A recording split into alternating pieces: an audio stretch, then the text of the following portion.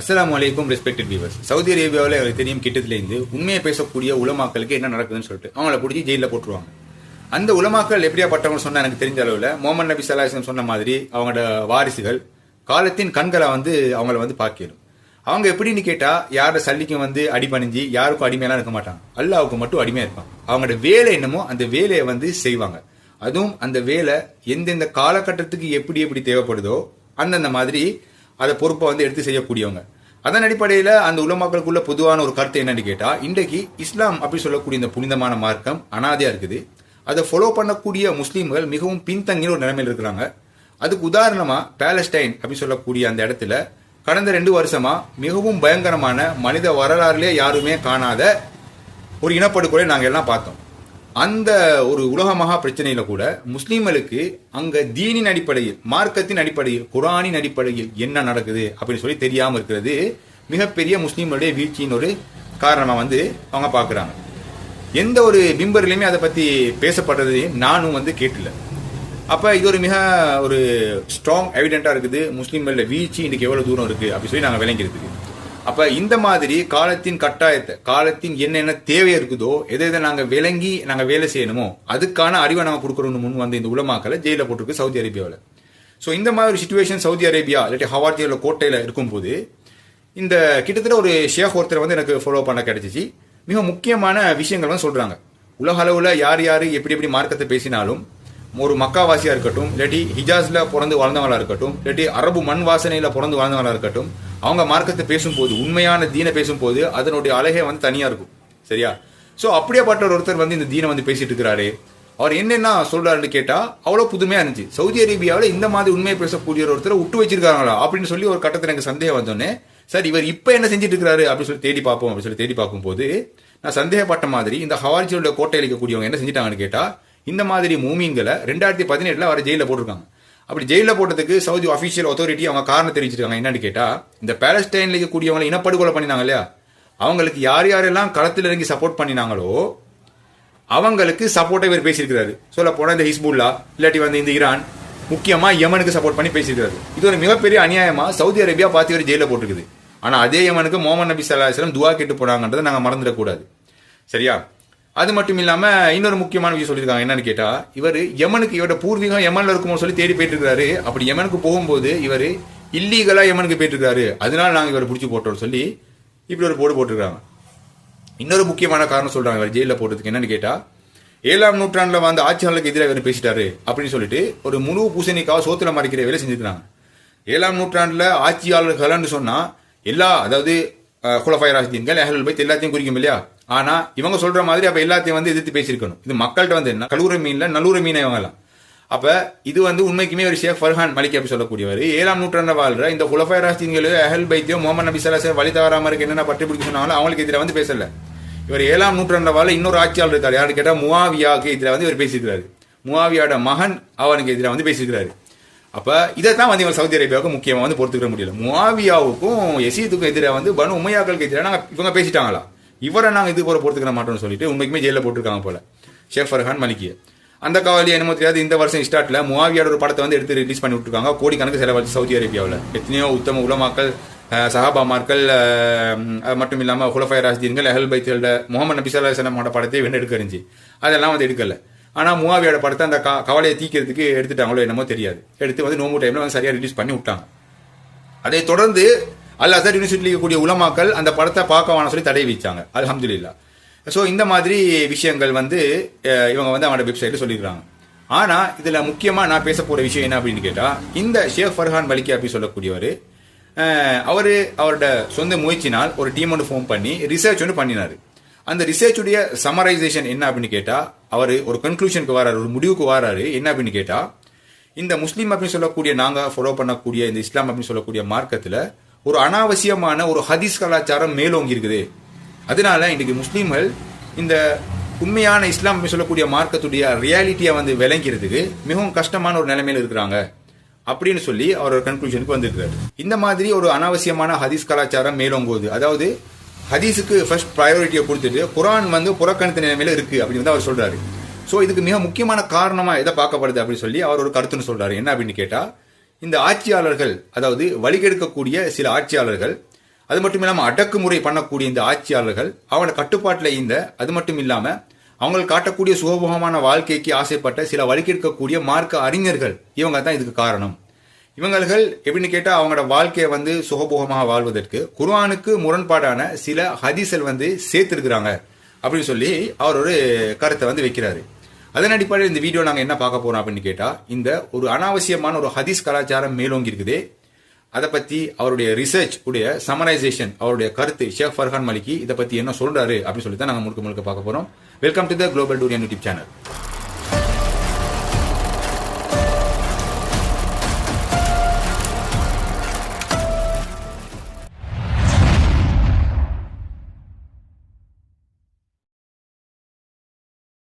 சஹீஹ் முஸ்லீமில் அபி பரத்தா கூறிய ஹதீஸ் கூறுகிறது, நியாய தீர்ப்பு நாளில் ஒவ்வொரு முஸ்லீமும் ஒரு யூதனையோ அல்லது ஒரு கிறிஸ்தவனையோ பலிவிடுவதன் மூலம் நரகத்தில் இருந்து மீட்கப்படுவார்கள் என்று.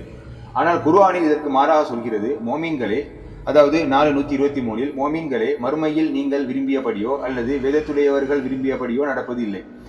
எவன் தீமை செய்கிறானோ அவன் அதற்குரிய தண்டனை வழங்கப்படுவான். இன்னும் அவன் அங்கு அல்லாஹ்வை தவிர வேறு யாரையும் தனக்கு பாதுகாவலனாகவோ துணை செய்பவனாகவோ காண மாட்டான். இது குர்ஆனுக்கு முற்றிலும் முரணாக போகிறது. எப்படி இந்த அடக்குமுறையான ஹதீஸ் குர்ஆனுடைய நீதியுடன் ஒப்பிட முடியும்?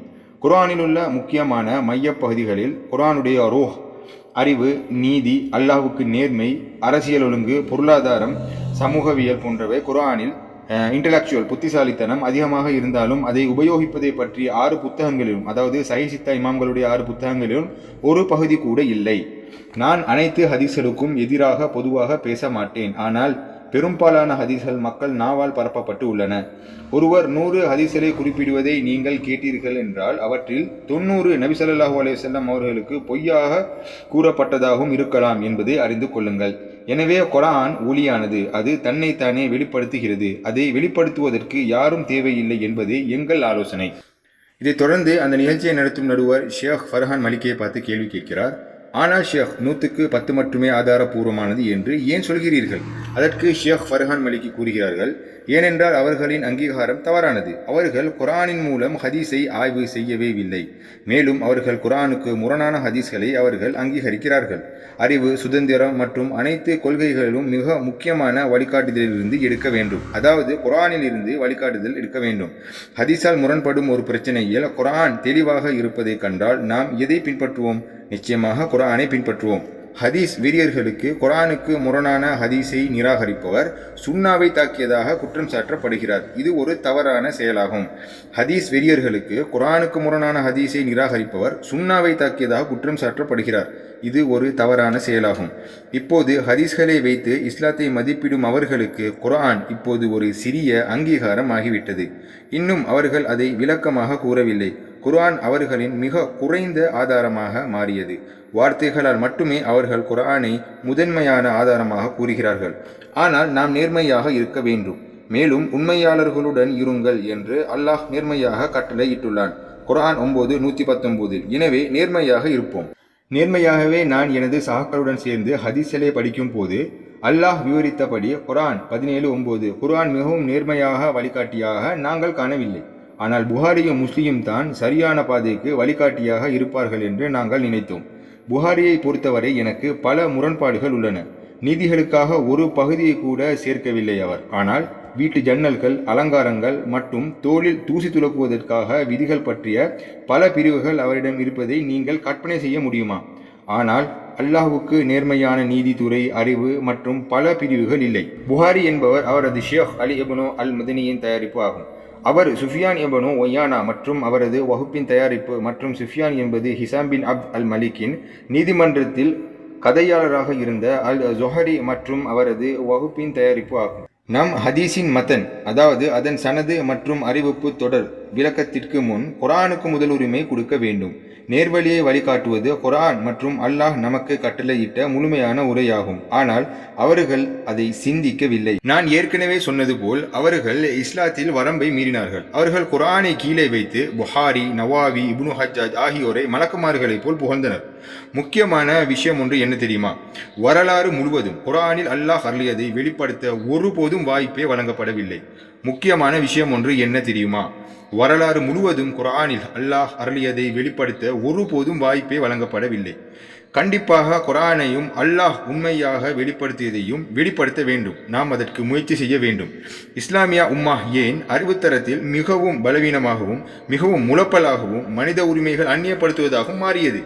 ஏனென்றால் குர்ஆனின் புனிதத்தன்மையை விடவும் அறிவு மற்றும் அதன் புத்திசாலித்தனத்தை விடவும் கதைகள் மேலோங்கின. நீங்கள் நம்பவில்லையா? நீங்கள் சிந்திக்கவில்லையா? குர்ஆனில் அடிக்கடி குறிப்பிடப்பட்டுள்ளது. அப்போது ஏன் அறிவு சார்ந்த ஒரு புத்தகம் கூட எழுதப்படவில்லை? எங்கள் முழு வரலாற்றிலும் எழுதப்படவில்லை. குர்ஆனை இலேதாக ஆக்கியுள்ளோம் என்று அல்லாஹ் கூறினால் அதை நாம் நம்ப வேண்டும். ஆனால் நம்புவது இல்லை. இது ஹராம். ஆனால் நாங்கள் குர்ஆனை அணுகும் போது அதன் மாணவனைப் போல் அணுகணும். கற்றுக் கொடுக்கும் வாத்தியாரை போல் அல்ல. அதிகமான வாசகர்கள் குர்ஆனை வாத்தியாரை போல் அணுகுகிறார்கள். குர்ஆனே அவர்களின் மிகப்பெரிய வாத்தியார் ஆகும். உலக விஷயங்களில் ஒரு விஷயத்தை படிக்க ஒரு மாதமாக முயற்சி செய்கிறோம். அதே குர்ஆனின் வார்த்தையை விளங்குவதில் நேரம் கொடுக்காமல் விலகிவிடுகிறோம். இது ஒரு திமிர் பிடித்த செயலாகும். குர்ஆனின் மையப்புள்ளி நீதிக்காகவே உள்ளன. தொழுகைக்காகவோ நோம்பிற்காகவோ ஹஜ்ஜிக்காகவோ இல்லை.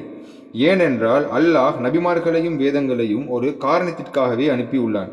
ஆனால் இதை பற்றி பேசாமல் அவர்களின் வரலாறில் நீதியை பற்றின ஒரு புத்தகம் கூட எழுதப்படவில்லை. இஸ்லாத்தின் தூண்கள் 5 என்று எடுக்கப்பட்டது. நஃபி முஅல்லா பின் உமரின் ஹதீஸில் இருந்து, குர்ஆனிலிருந்து எடுக்கப்படவில்லை. முஸ்லிம்களை தனக்குத்தானே அடக்கிக் கொண்டு பள்ளிகளுக்கு மட்டும் தன்னை அளவாக்கி கொண்டார்கள். அவர்கள் நீதி, சுதந்திரம், சமநிலை, பொருளாதார அமைப்பு இதுபோன்று அல்லாஹ் பின்பற்ற சொல்லும் மகத்துவமான பொருள்களை தவிர்த்து விட்டனர். நல்லதை கட்டளையிடாமல் தீமையை தடுக்காமல் அறிவு சுதந்திரம் மற்றும் நீதி அறிவு சார்ந்த விஷயம் இல்லாததால் தான் நீதித்துறை ஒரு தூணாக சேர்த்த போது முஅத்தஸிலா பாடசாலைகளை அவமதித்தார்கள். அது மிக முக்கியமான குர்ஆனின் ஒரு தூணாக இருந்த போதிலும் அவமதித்தார்கள். எது எப்படியாயினும் நீதி அல்லது அறிவு சார்ந்த விஷயங்களுக்கு ஆதரவாக இருக்கும் போது அவர்களுக்கு அது அவமானமாகிவிட்டது. குர்ஆனின் அடிப்படையை யார் பிடித்துக் கொள்கிறார்களோ அவர்கள் அதை அவருக்கு எதிராக அவதூறாக மாற்றுகிறார்கள். உண்மையில் அவர்களும் அவர்களை சார்ந்தவர்களுமே இட்டுக்கட்டுபவர்களாக இருக்கும் போது அவர்களை இட்டுக்கட்டுபவர் என்று குற்றம் சாட்டுகிறார்கள். அகீதா என்ற வார்த்தை ஹதீஸ்களில் இருந்து முஅத்தஸிலாவால் புனையப்பட்டது. குர்ஆனில் அகீதா அதாவது கோட்பாடு என்று எதுவும் இல்லை. இஸ்லாமும் நம்பிக்கையும் மட்டுமே உள்ளது. குர்ஆன் 23:1-2 வசனங்கள். உண்மையில் வெற்றி பெற்றவர்கள் விசுவாசிகளே. நம்பிக்கை மற்றும் பாவங்களுக்கு வகைகள் உள்ளன. ஆனால் அகீதா என்பது ஒரு கட்டுக்கதை. முந்தைய வேதங்களை சிதைத்தவர்கள் மார்க்க அறிஞர்களே அன்றி வேறில்லை என்பதை குர்ஆன் நமக்கு வெளிப்படுத்துகிறது. அல்லாஹ் குறிப்பிடும் போது சூரா ஆல இம்ரான் 19வது வசனத்தை பார்ப்போம். எனவே சமூகத்தின் மத்தியில் மோதல்களுக்கு காரணம் சிதைக்கும் அறிஞர்களே. குர்ஆன் 2:75 அல்லாஹ் கூறுகிறான், முஸ்லிம்களே, இவர்கள் யூதர்கள் உங்களுக்காக நம்பிக்கை கொள்வார்கள் என்று ஆசை வைக்கிறீர்களா? இவர்களில் ஒரு சாரார் இறைவாக்கை கேட்டு அதை விளங்கிக் கொண்ட பின்னர் தெரிந்து கொண்டே அதை மாற்றிவிட்டார்கள் என்று அல்லாஹ் 2:75 கூறுகிறான். இதைத் தொடர்ந்து முஹம்மது நபி ஸல்லல்லாஹு அலைஹி வஸல்லம் அங்கீகரிக்கப்பட்ட ஒரு ஹதீஸில் அறிவிக்கிறார்கள், இந்த உம்மத்து பிற சமுதாயத்தின் அடிச்சுவட்டுகளை பின்பற்றும் என்று. ஏழை மக்கள்கள் கொல்லப்படுகிறார்கள் மற்றும் நசுக்கப்படுகிறார்கள். எனவே அரபு கிளர்ச்சிகளுக்கு பிறகு அல்லாஹ் நாடினால் மனம் திறக்கப்படும். மேலும் அவர்கள் மீண்டும் குர்ஆனை கண்டுபிடிப்பார்கள். இஸ்லாமிய வரலாற்றில் குர்ஆனை நிலைநிறுத்துவதற்கான முதல் திட்டம் இதுவாகும். இப்போ நீங்க பார்த்தது ஷேக் ஃபர்ஹான் மலிகி அவருடைய ஒப்பீனியன் படி ஒரு ஹதீஸ் கலாச்சாரம் மேலோங்கி இருக்குது. அதனால் இந்த சமுதாயம் குர்ஆனை புறக்கணித்தின் மேல் வாழ்ந்து கொண்டிருக்கிறார்கள் அப்படின்ற அடிப்படையில அவர் சொன்ன சில விஷயங்களை தான், அரபுல சொன்ன சில விஷயங்களை தமிழ் பேசக்கூடிய மக்கள்கள் நீங்களும் தெரிஞ்சுக்கணும், இந்த மாதிரி விஷயத்துங்களை தேடி பார்க்கணுன்றது ஒரு நல்ல காரணத்துக்காக தான் நான் இதை ஷேர் பண்ணிருக்கிறேன் உங்கள்கிட்ட. ஆனா மனிதன் தவறு செய்யக்கூடியவன் தான். இதுல ஏதாவது இந்த டிரான்ஸ்லேஷன்ல பிழை நடந்துருந்துச்சு அப்படின்னு சொல்லி நீங்க அழகான முறையில் சுட்டிக்காட்டினீங்கன்னு சொன்னா அந்த தவறை சரி செய்வதற்கு நான் கடமைப்பட்டிருக்கிறேன். எனக்கு வேணும் இன்னைக்கு உண்மை என்னன்னு சொல்லி எங்களோட மக்கள் தெரிஞ்சுக்கணும், எந்த வகையிலையும் ஏமாற்றப்படக்கூடாது அப்படின்றதுக்காகத்தான் நான் எடுக்கிற இந்த முயற்சியெல்லாம் இருக்குது. அதன் அடிப்படையில் இந்த ஷேக் ஃபர்ஹான் மலிகி இன்னும் சில முக்கியமான விஷயங்கள் சொல்லிக்கிறார். என்னன்னு கேட்டா, இந்த புகாரி இமாம் அவங்க வாழ்ந்த காலகட்டங்கள்ல இருக்கட்டும், அதாவது அப்பாசியர்களோட ஆட்சி காலம், அப்படி இல்லாட்டி அதுக்கு முந்தி பனு உமையாக்கள் அவங்களோட ஆட்சி காலத்திலே இருக்கட்டும், அந்த ஆட்சியாளர்கள் தாண்ட இந்த ஒரு நிகழ்ச்சி நிரல்களை மேம்படுத்துவதற்காக அவங்க யூஸ் பண்ணின சில உலமாக்களா இருக்கட்டும், இவங்க எல்லாம் சேர்ந்து சில ஹதீஸ்கள் இட்டுக்கட்டப்பட்ட நிலைமையில இருக்குது. அது குர்ஆனுக்கு முற்றிலும் முரணாக இருக்குது. ஏன் புகாரிலே அந்த மாதிரி ஹதீஸ் இருக்குது. ஸோ இந்த மாதிரி விஷயத்துங்களை நாங்க நம்பிடக்கூடாது. நாங்க குர்ஆனை அளவுகோலா வச்சு எது சரி எது பிள்ளைன்னு நாங்க பார்க்கணும். அது மட்டும் இல்லாமல் சொல்றாரு, இந்த மாதிரி இட்டுக்கட்டப்பட்ட விஷயங்கள்ல சில தண்டனைகளும் இருக்குது.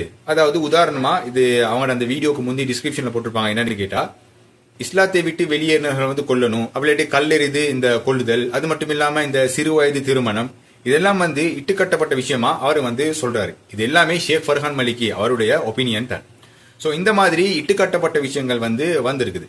ஆனா எனக்கு தெரிஞ்ச அளவுல இந்த மாதிரி விஷயங்களுக்கு சாத்தியம் இருக்கா அப்படின்னு பார்க்கும்போது, எனக்கும் சில விஷயங்கள் யோசிச்சு பார்க்கும்போது சில விஷயங்கள் எனக்கு வந்து ஒரு முட்டுது, ஒரு மோதல் வந்து ஏற்படுத்துது. திட்ட தெளிவான விஷயங்கள் இல்ல. உதாரணத்துக்கு நீங்க சிந்திச்சு பார்க்கணும் அப்படின்றதுக்காக நான் சொல்றேன். ஏன்னு கேட்டா, இப்ப நான் சொல்ல போற இந்த விஷயத்துல எனக்கு புகாரி இமாமோட எந்த கோவமோ, இவர் வேணும்னு இந்த மாதிரி செஞ்சிருக்காரோ, இல்லாட்டி மத்த இமாம்கள் சித்தாவுடைய இமாம்கள் வேணும்னு செஞ்சிருக்காங்களோ சொல்றது எல்லாம் இல்ல. எங்கேயோ எப்படியோ மிஸ்டேக் வந்து நடந்திருக்குது அப்படின்றது மட்டும் எனக்கு தெளிவா விளங்குது. அதன் அடிப்படையில நான் சில உதாரணங்கள் சொல்றேன் பாருங்க.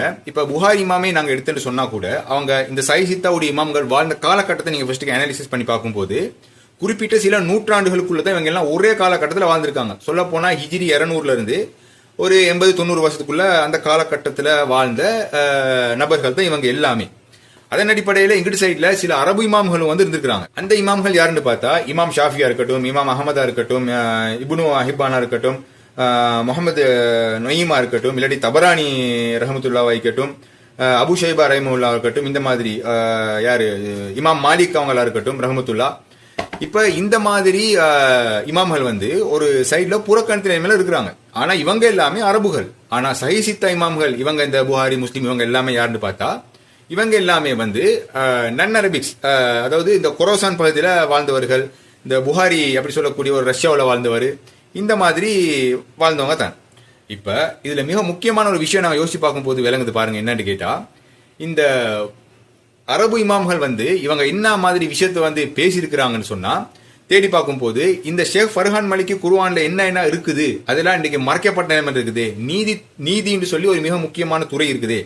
இந்த மாதிரி மனிதர்கள் அறிவை வந்து நாங்க பயன்படுத்தணும், அறிவு சார்ந்த ஒரு சமுதாயமா நாங்க வாழணும், இதுக்கான விஷயங்கள் வந்து இந்த அரபு இமாம்கள் வந்து எக்கச்சக்கமான பத்தியில் வந்து பதிவு செஞ்சிருக்கும் போது, இதுக்கு ஃபர்ஸ்ட் ப்ரையாரிட்டி கொடுக்காம இந்த சித்தாவுடைய இமாம்கள் இந்த குர்ஆனுடைய மிக முக்கியமான தூண்களா எதா இருக்கணும்னு சொல்லி ஷேக் ஃபர்ஹான் மலிக் சொல்றாரோ அதுக்கெல்லாம் முக்கியத்துவமே கொடுத்து இல்லை இவங்க. ஸோ அதன் அடிப்படையில் இவங்களுக்கு வந்து ஃபர்ஸ்ட் ப்ரையாரிட்டி கொடுத்து புகாரி முஸ்லீம் அப்படின்னு சொல்லக்கூடிய இதுதான் 100% சைஹான்னு சொல்லி எங்களோட கையில கொடுத்துருக்குது. இந்த வந்து இடத்துல வந்து நான் கொஞ்சம் யோசிச்சு பார்க்கணும். ஏன்னு சொன்னா, இதுக்கு ஒரு மிக சிறந்த உதாரணம் இருக்குது. இந்த அரபு இமாம்களை புறக்கணிச்சுட்டு இந்த சித்தாவுடைய இமாம்கள் இவங்களை வந்து ஃபர்ஸ்ட் ப்ரையாரிட்டி கொடுக்கறதுக்கு சில முக்கியமான காரணம் என்னன்னு கேட்டா, இந்த மாதிரி வழிகெடுக்கக்கூடிய தலைவர்கள் அவங்க இருந்தது காரணத்தினால தான். அதுக்கு மிக சிறந்த ஒரு உதாரணமா எதை பார்க்கப்படுது அப்படின்னு கேட்டா, இந்த நசை இமாம் அப்படின்னு சொல்லக்கூடியவர் அவரை வந்து கொல்லப்பட்டுச்சு. அவரை வந்து கொல்லப்பட்டது இந்த இமாம்கள் எல்லாம் வாழ்ந்த இந்த அப்பாசியருடைய ஆட்சி காலத்தில் தான்.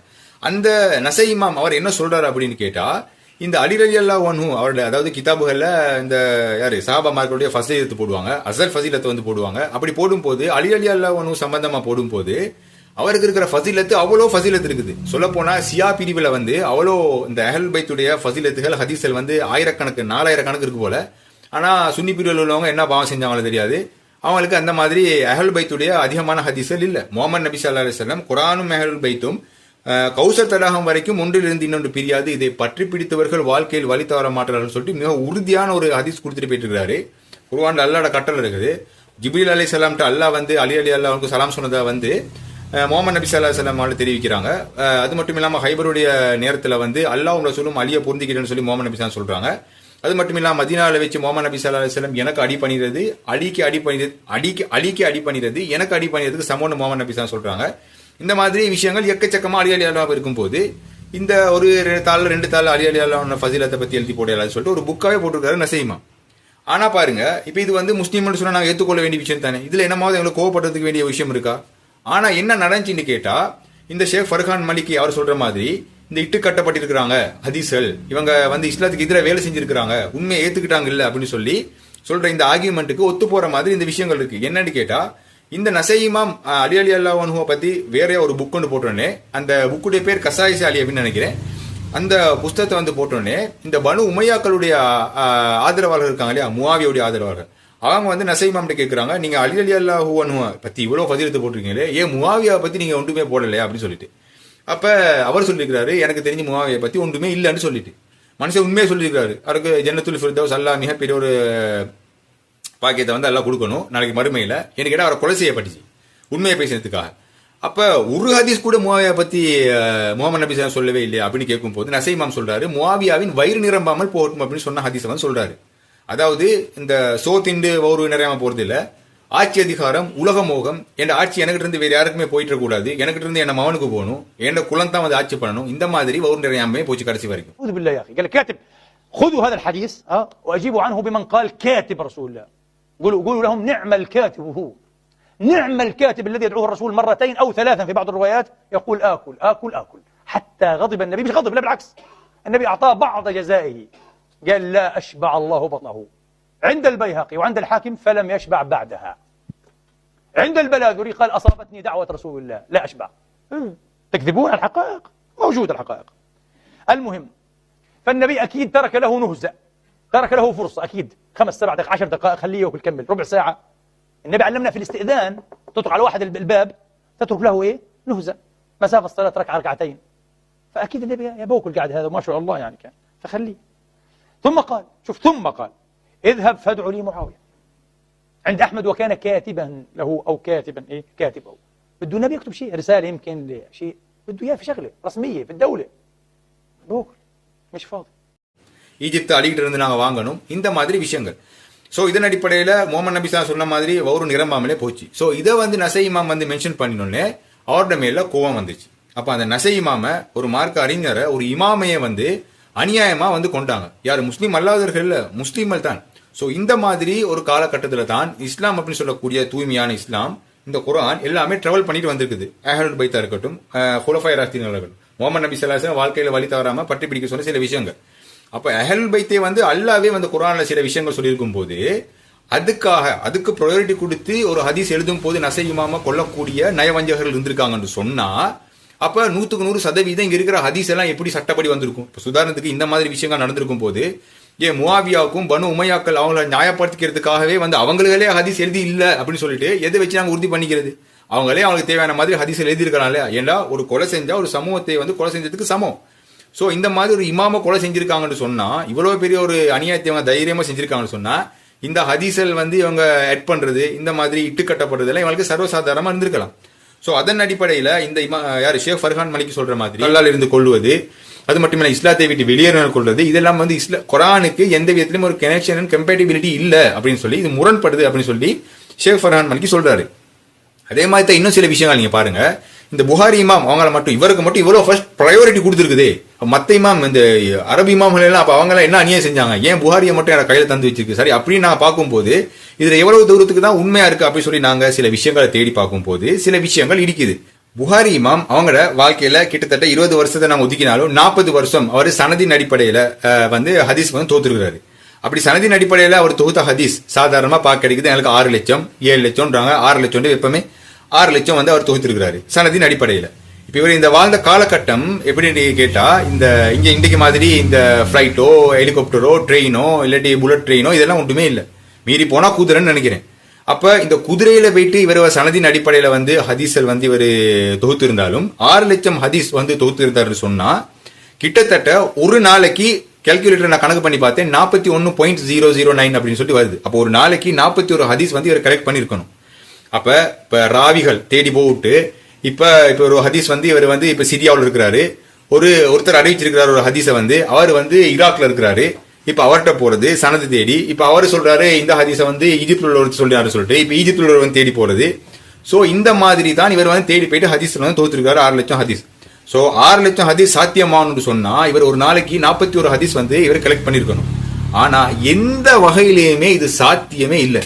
அந்த காலகட்டத்துல வெறும் குதிரைக்கு மேல போனாலும் சரி, ஒட்டத்துக்கு மேல போனாலும் சரி, ஏன் புகாரி இமாம் எந்த அவரோட பிரைவேட் வாழ்க்கையில அவர் எந்த ஒரு வேலையுமே செய்யாம அவர் இதுவே முழு பணியாக செஞ்சா கூட ஒரு நாளைக்கு 41 ஹதீஸ் கலெக்ட் பண்றதுக்கு வாய்ப்பே இல்லை. சோ இந்த இடத்துல வந்து முட்டுது 6 லட்சம் ஹதீஸ் எப்படி இவர் கலெக்ட் பண்ணினார், அதுவும் சனதின் அடிப்படையில. ஆனா இந்த ஷேக் ஃபர்ஹான் மலிக் இந்த இடத்துல அவர் என்ன சொல்றாருன்னு கேட்டா, இந்த சனதின் அடிப்படையில், அதாவது ஒரு நபரை தேடி போறது, அவர் யாராவது அறிவிச்சாருன்னு சொன்னா அவர் கை காட்ட சொன்னா இன்னொருத்தர் போயிட்டு போறது, இந்த மாதிரி அந்த ராவிகள் அப்படி சொல்லக்கூடிய சங்கிலி எவ்வளவு தூரத்துக்கு போகுதோ அவ்வளவு தூரத்துக்கு வந்து இவர் போயிட்டு இருக்காரு. ஒரு நேரத்தில் எங்க சனது கட் ஆகுதோ அதுக்கு பிறகு ரைட், இந்த அறிவிச்சவங்க எல்லாமே வந்து நல்லவங்க தான், இவங்க எல்லாம் உண்மையை பேசக்கூடியவங்க தான் சொல்லிட்டு ரைட் இந்த ஹதீஸ் சைன்னு சொல்லி இவர் வந்து புக்ல எட் பண்ணினார்னு சொன்னா, ஷேக் ஃபர்ஹான் மலிக் சொல்றாரு இது ஒரு தவறுதலான ஒரு அணுகுமுறை. இதனால தான் இமாம்களுக்கு மத்தியில ஒரு இமாம் தொகுத்த ஹதீஸ் இன்னொரு இமாமுக்கு வந்து கருத்து முரண்பாடு வந்திருக்குது. இந்த சனதின் அடிப்படையில் இவங்க ஹதீஸ் தொகுத்தாங்க முடிஞ்சு குரானுக்கு ஒத்து போதா இல்லையான்னு சொல்லி இவங்க பார்க்கவே இல்லை. இது ஒரு மிகப்பெரிய தவறுதல் சொல்லி ஷேக் ஃபர்ஹான் மலிக்கி சொல்றாரு. சோ இதன் அடிப்படையில 6 லட்சம் ஹதீஸை வந்து இமாம் புகாரி அவங்க வந்து எப்படியோ தொகுத்து கொண்டான்னு சொல்லி வைங்களே. ஆனா விஷயம் என்னன்னு கேட்டா 6 லட்சம் ஹதீஸ்ல வெறுமே 3000 ஹதீஸ் மாதிரி தான் அவரோட புக்ல வந்து ஆட் பண்ணிருக்குது. அப்ப புகாரி இமாம் புறக்கணிச்ச ஹதீஸ் இவ்வளவு கஷ்டப்பட்டு இவர் தேடி 6 லட்சம் ஹதீஸை வந்து கலெக்ட் பண்ணிருக்காரு. சாதாரண விஷயம் எல்லாம் இல்ல. சாதாரண அந்த காலகட்டத்தில் ஒரு இடத்துல இருந்து இன்னொரு இடத்துக்கு போனாலே வந்து அவ்வளோ டயர்ட் ஆயிடுவோம்னு நான் நினைக்கிறேன். போயிட்டு வந்தா ஒரு நாளைக்கு அவ்வளோ டயர்ட் ஆகும்னு நினைக்கிறேன். வெயில், பாலைவனம், இனி சொல்ல தேவையில்ல, அதுவும் குதிரையோ ஒட்டகமோ என்னமோ தெரியாது. ஸோ மிகவும் கஷ்டமான ஒரு சூழ்நிலைமை. அப்படியே இவர் ஒட்டுமொத்தமா 6 லட்சம் ஹதீஸை வந்து கலெக்ட் பண்ணினாலும் இவர் 5 லட்சத்தி கிட்டத்தட்ட 97,000 ஹதீஸை புறக்கணிச்சிட்டு வெறும் 3000 தான் அவரோட கிதாபுக்கு வந்து கொண்டிருக்கிறாரு. அப்ப அவ்வளவு கஷ்டப்பட்டு ஒரு ராவி கூட பொய் சொல்லியிருந்தேன்னு சொன்னா அப்படி அவர் ஒரு நல்ல வண்டியில சொல்லி வரீங்கன்னா அந்த ஹதீஸை தூக்கி போட்டுருவாரு புகாரிமா. சோ அந்த மாதிரி ஃபில்டர் பண்ணி 6 லட்சம் ஹதீஸை தொகுத்தாலும் அதுலயும் ஃபில்டர் பண்ணி 3000 தான் புகாரி கிதாபு கொண்டிருக்கிறாரு. அப்ப அந்த 3000 கிதாபு எப்படி இருக்கணும்? சட்டப்படி சொல்லி இடைக்கணும். ஆனா இப்ப இந்த இவர் புறக்கணிச்ச ஹதீஸ் 5,97,000 இருக்குது. அப்படி 5,97,000 ஹதீஸை புறக்கணிச்சிட்டு இந்த 3000 ஹதீஸை கொண்டிருந்தா அது 100 சரியா இருக்கும்னு பார்த்தா அதுல எக்கச்சக்கமான குழப்பங்கள் உள்ள ஹதீஸும் இருக்குது. கிட்டத்தட்ட 40-50 ஹதீஸ் இருக்குது. சில ஹதீஸ்கள் சொல்றதுக்கே கேவலமான ஹதீஸ் இருக்குது புகாரில. இதெல்லாம் வச்சுக்கிட்டு இந்த கிறிஸ்துவ மிஷனர்கள் இருக்காங்க இல்லையா, இவங்க வந்து இஸ்லாத்தை கேவலமாக்குறதுக்கும் முகமது நபி ஸல்லல்லாஹு அலைஹி வஸல்லமோட வாழ்க்கையை கேவலமாக்குறதுக்கும் வந்து பயன்படுத்திட்டு இருக்கிறாங்க. அதுவும் இந்த 3000 ஹதீஸ்ல புகாரி கிதாப்ல மட்டும் ஒரே ஹதீஸ் திரும்பி திரும்பி வர ஹதீஸ் எக்கச்சக்கமா இருக்குது. இப்ப முகமது நபி ஸல்லல்லாஹு அலைஹி வஸல்லம் ஆயிஷா ரலியல்லாஹு அன்ஹா 6 வயசுல கல்யாணம் முடிச்சாங்கன்னு ஆயிஷா ரலியல்லாஹு அன்ஹா அவங்களே அறிவிக்கிற ஹதீஸ் மட்டும் கிட்டத்தட்ட 4-5 தடவை புகாரி கிதாப்ல வந்து வருது. இப்ப வேற எந்த புக்லயும் வருது இல்ல. ஆனா இதன் அடிப்படையில் புகாரி இமாமோட கூட்டின்படி முகமது நபி ஸல்லல்லாஹு அலைஹி வஸல்லம் ஹிஜ்ரா போனதுக்கு பிறகு கல்யாணம் முடிக்கிறாங்க. அப்பதான் வந்து 6 வயசு ஆயிஷா ரலியல்லாஹுன்னு சொன்னா இதுல இன்னொரு முக்கியமான விஷயம் இருக்குது. புகாரி இமாம் சொல்லக்கூடிய இந்த ஹதீஸ் இருக்குது இல்லையா, குர்ஆன்ல ஆயிஷா ரலியல்லாஹு கல்யாணம் முடிச்சது 6 வயசுன்னு சொல்லி, புகாரி இமாம் சொல்லக்கூடிய அந்த ஹதீஸ் ஆயிஷா ரலியல்லாஹு அவங்க அறிவிக்கிறது அவங்க முகமது நபி ஸல்லல்லாஹு அலைஹி வஸல்லம் 6 வயசுல வந்து திருமணம் ஒப்பந்தம் போட்டாலும் அவங்களோட அந்த திருமண வாழ்க்கைக்கு 9 வயசுக்கு பிறகு போனன்னு சொல்ற இந்த ஹதீஸ் இருக்குது இல்லையா, புகாரி இமாம் சொல்லக்கூடிய இந்த ஹதீஸ் அவரோட இன்னொரு ஹதீஸ்க்கு வந்து பூரணா வந்து போகுது. எப்படின்னு கேட்டா புகாரில இன்னொரு ஹதீஸ் வரும், சூரா அல் கமர் இறங்கிச்சு இல்லையா, அதாவது முகமது நபி ஸல்லல்லாஹு அலைஹி வஸல்லம் நபித்துவம் கிடைச்சது பிறகு அதுல இருந்து சரியா 4வது ஆண்டுல சூரா அல் கமர் வந்து இறங்குது. அந்த சூரா அல் கமர் இறங்கும் போது ஆயிஷா ரலியல்லாஹு அன்ஹா இந்த சூரா வந்து மனப்பாடம் பண்ணினதா வந்து இந்த புகாரியுடைய கிதாபிலேயே வந்து பதிவு செய்யப்பட்டிருக்குது. இப்ப குர்ஆன் சூராவுடைய இறங்கும் போது சூரா அல் கமரை மனப்பாடமாக்கக்கூடிய ஒரு தன்மையில ஒருத்தர் இருக்குன்னு சொன்னா, அந்த அண்டர்ஸ்டாண்டிங் பவர் ஒருத்தர் இருக்குன்னு சொன்னா குறைஞ்சது அவருக்கு 7 வயசு 8 வயசு இருக்கணும். சரியா? அப்ப எப்படியோ மனப்பாடம் செஞ்சிருக்காங்க. குறைஞ்சது 6 வயசு சொல்லி நீங்க வைங்களே, மனப்பாடம் செஞ்சிருக்காங்க. புகாரி இமாம் சொல்ற மாதிரி சூரா அல் கமர் வரும்போது ஆயிஷா ரலியல்லாஹு செஞ்சிருக்காங்க, குர்ஆன் சூராவை மனப்பாடமாக்கி இருக்கிறாங்க. ஆனா முகமது நபி ஸல்லல்லாஹு அலைஹி வஸல்லம் ஹிஜ்ரா செஞ்சதுக்கு பிறகு தான் ஆயிஷா ரலியல்லாஹு கல்யாணம் முடிச்சாங்க 6 வயசுல சொன்னா அந்த ஹதீஸ் உண்மை என்று சொன்னா இங்க சூரா அல் கமர் இறங்கும் போது ஆயிஷா ரலியல்லாஹு பிறந்தே இருக்கக்கூடாது. சோ இந்த ஹதீஸே புகார்ல வந்து முரண்படுது. இது மட்டும் இல்லாம இன்னொரு மிக கேவலமான ஒரு ஹதீஸ் ஒன்று இருக்கு. அது என்னன்னு கேட்டா இந்த நான் போட்டு விட்டுறேன் பாருங்க, விசாரிச்சு சொல்றதுக்கு எனக்கு விருப்பமே இல்லை. ஒரு பெண்ணை வந்து முகமது நபி ஸல்லல்லாஹு அலைஹி வஸல்லம் நாட்டம் கொள்றாங்களாம்.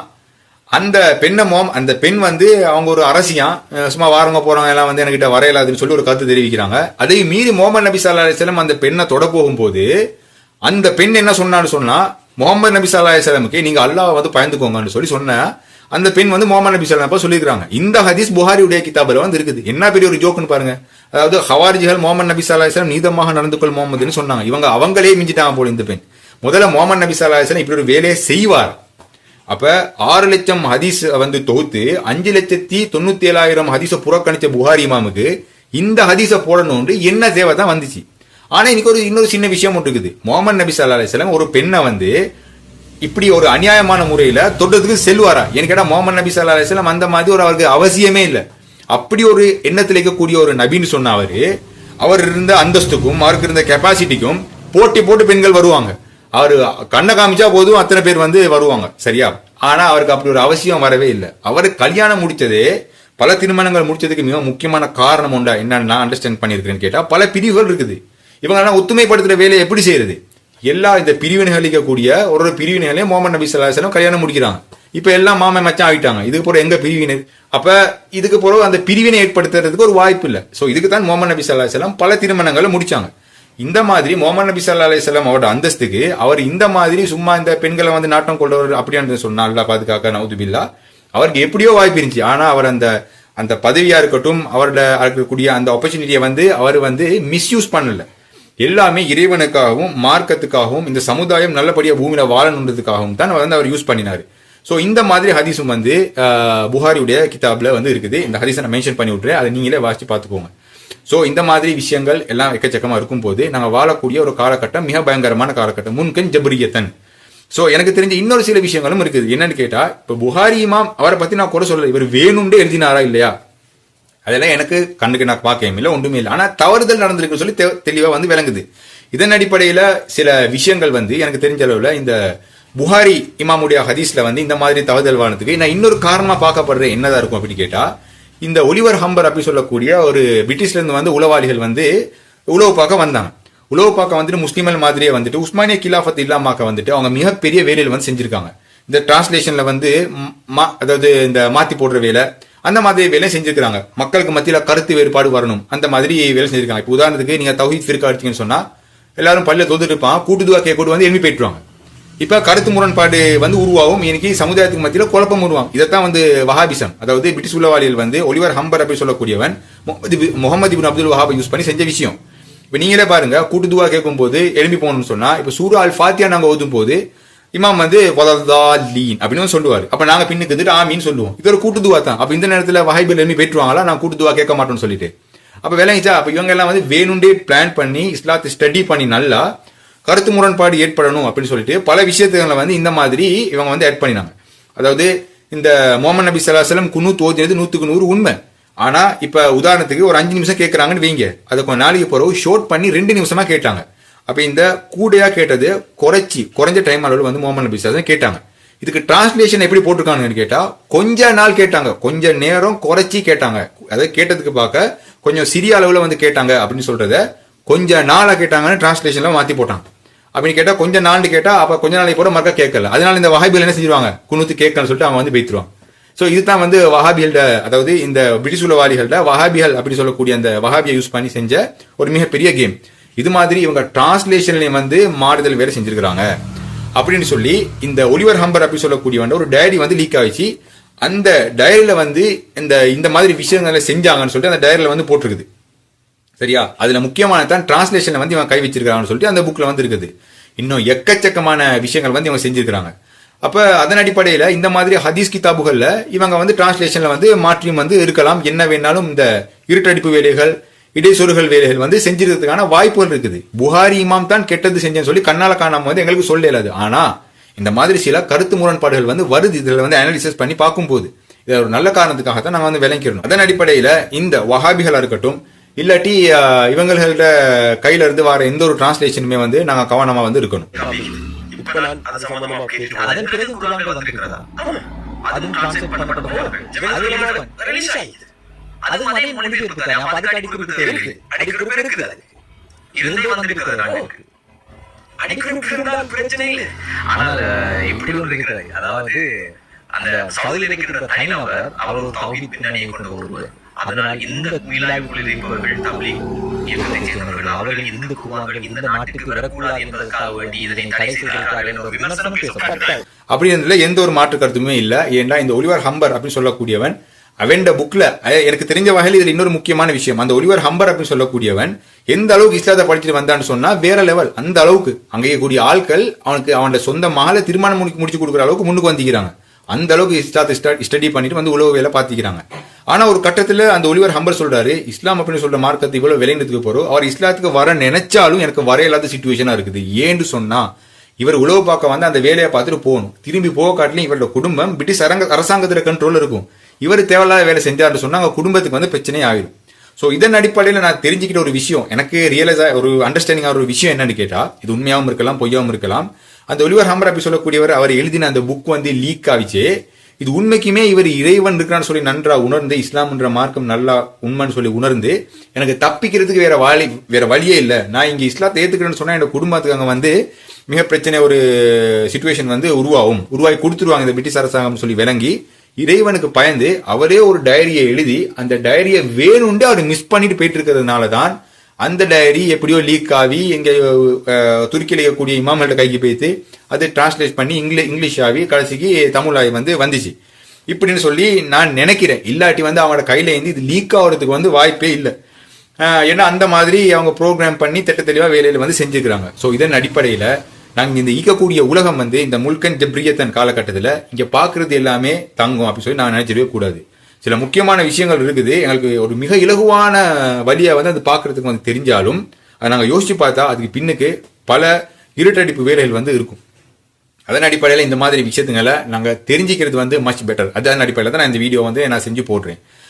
ஸோ அதன் அடிப்படையில் நீங்களும் இது சம்பந்தமான விஷயங்களை தேடி மிகவும் நல்ல ஒரு ஆழ்ந்த ஒரு தேடல் பண்ணி இதை பற்றி ஒரு தெளிவான ஒரு புரிதலுக்கு வருமாறு தாழ்மையுடன் கேட்டுக்கொள்கிறேன். அஸ்ஸலாமு அலைக்கும். இந்த வீடியோ பதிவில் ஏதாவது தவறுதல் இருந்தால் மன்னிச்சுக்கோங்க. அதே மாதிரி இந்த மாதிரி விஷயங்கள் ஃபியூச்சரில் கொண்டு வரதுக்கு இன்னும் முக்கியமான விஷயங்கள் கொண்டு வரதுக்கு ஸோ அதன் அடிப்படையில் இந்த சேனலை சப்ஸ்கிரைப் பண்ணி உங்களோட ஆதரவை தருமாறு தாழ்மையுடன் கேட்டுக்கொள்கிறேன். அஸ்ஸலாமு அலைக்கும்.